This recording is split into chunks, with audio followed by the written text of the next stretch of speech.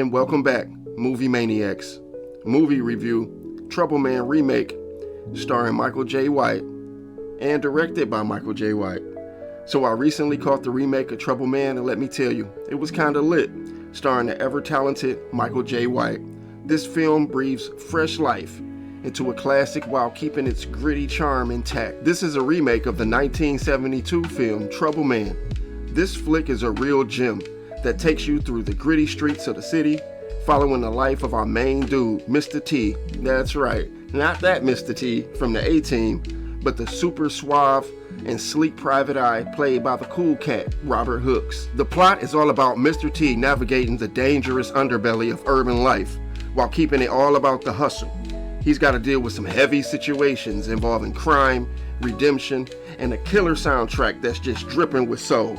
You can't talk about this movie without mentioning the hit by Marvin Gaye, which totally sets the mood and make it a classic. The remake, directed by Michael J. White, was straight. This is a blockbuster for show. The cast is flooded. I'm talking Mike Epps, Orlando Jones, Method Man, Keith Sweat, Lala Anthony. I mean, it's not a bad combination. Honestly, this mix of actors made me invest my time and keep my interest. I have always thought Michael J. White was pretty dope, and we all know he got them hands. Seeing him in this type of comedy/action film, it wasn't a bad look at all. I think it would be a great idea to make a lot of these type of films again, and it's definitely something missing from the remake time period that we living in. Why not make some of these classic films again, with a new twist and actors that are legends in the black community? Right from the start, White captures the essence of his character, bringing a perfect blend of suave confidence and raw toughness. His performance makes you ride for him as he navigates through the troubled streets, dealing with shady characters in a world that seems hell-bent on bringing him down. The fight scenes? Lit. White, his martial arts skills is on full display, and he doesn't hold back. With every punch and kick, it feels like it's real weight behind it. Like the original, Michael J. White plays a guy who's paid to fix situations, rather domestic violence and even kidnapping. In this film, an R&B artist is kidnapped, and Michael J. White, named Jaxen in the film, is hired by the CEO of her record company to bring her back to safety. He must fight his way through the streets to find her. Cliche action film, but it works for this type of film as it all lines up.